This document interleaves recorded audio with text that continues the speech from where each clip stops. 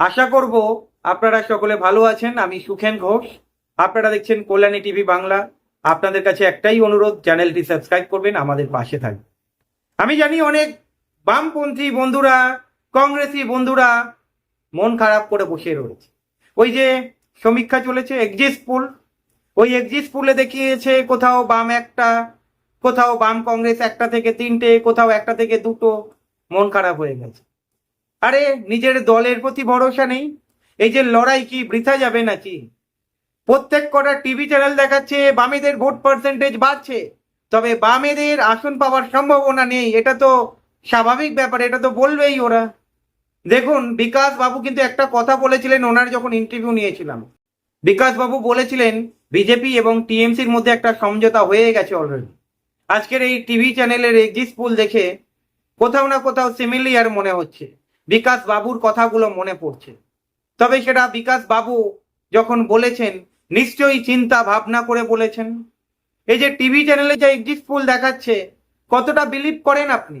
2004-এ খেটে গিয়েছিল, সবাই তো বলছিল বাজপেয়ী সরকার আসবে, এলো বাজপেয়ী সরকার। 2021-এ সবাই তো বলছিল বিজেপি সরকার আসবে, এলো এলো বিজেপি সরকার।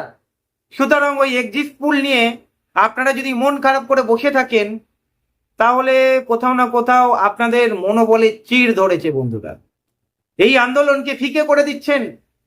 আজকের বিজেপি টিএমসি হাসছে, ভালো লাগছে। সিট দ্বারা বিক্রি হবে না, সিট দ্বারা বিক্রি হবে না বন্ধুরা। কারণ আপনারা রক্ত বীজের ঝাড়, এই দলকে সাপোর্ট করেন, যার ফলেই তো আপনারা বামপন্থী। আপনারা অন্য দলের থেকে আলাদা বন্ধুরা। আসন পাবে, ওই টিভি চ্যানেল যাই দেখাক না কেন।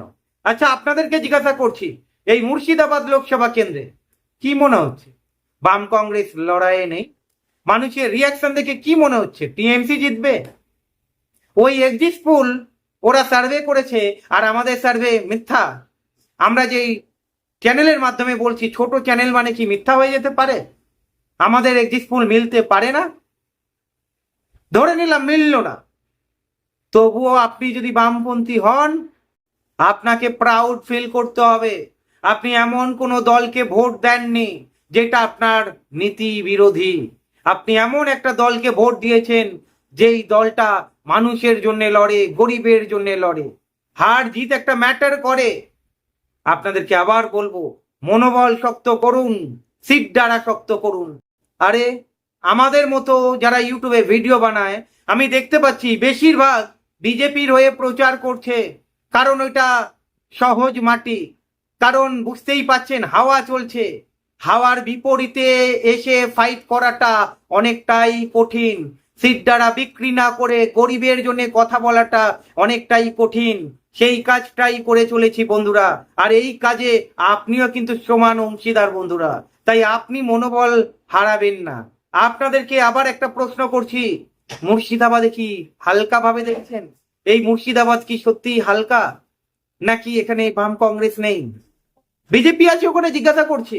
লড়াইটা তাহলে টিএমসির সঙ্গে, এখানে বাম কংগ্রেস এক হয়েছে। ভুলে গেছেন কি 2019-এ ওই খারাপ পরিস্থিতিতে কি রেজাল্ট হয়েছিল? খারাপ পরিস্থিতির মধ্যে কি ব্যাপক রেজাল্ট করেছিল।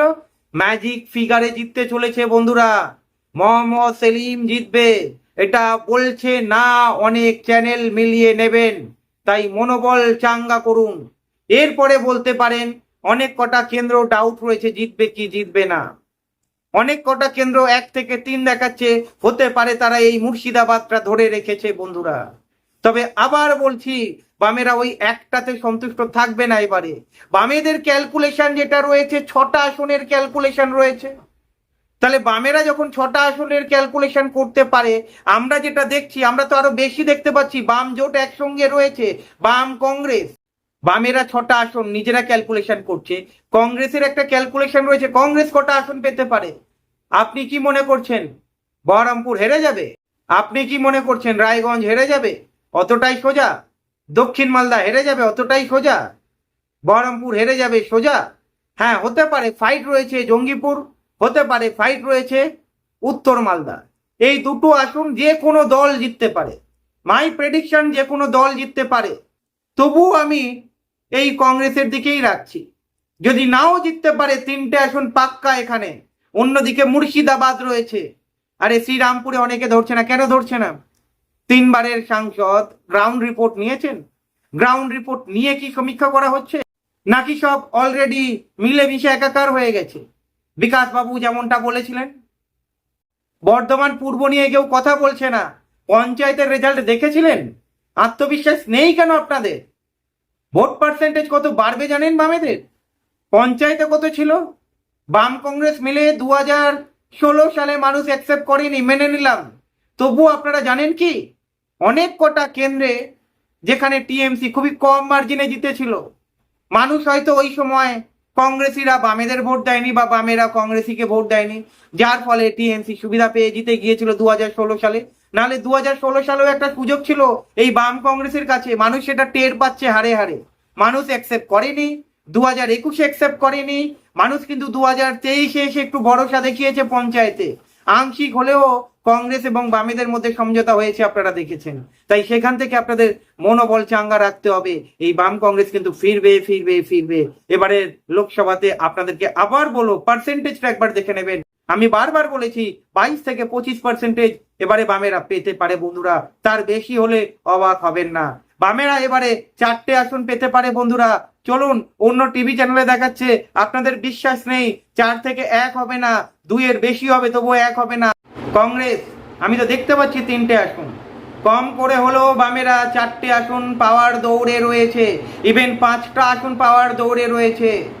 বর্ধমান পূর্ব, শ্রীরামপুর, মুর্শিদাবাদ, দমদম, যাদবপুর, এই 5টা আসন আমি দেখতে পাচ্ছি জেতার দৌড়গোড়ায় রয়েছে। বন্ধুরা, খেলা কিন্তু শেষ হয়নি, তাই মনোবল ভাঙবেন না।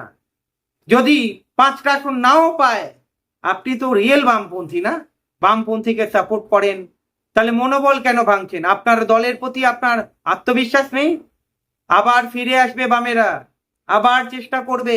যেখানে যেখানে খারাপ ফল হচ্ছে রেকটিফাই করতে হবে। লড়াই থামালে চলবে না, সিট দ্বারা বিক্রি করা চলবে না। ভালো থাকবেন।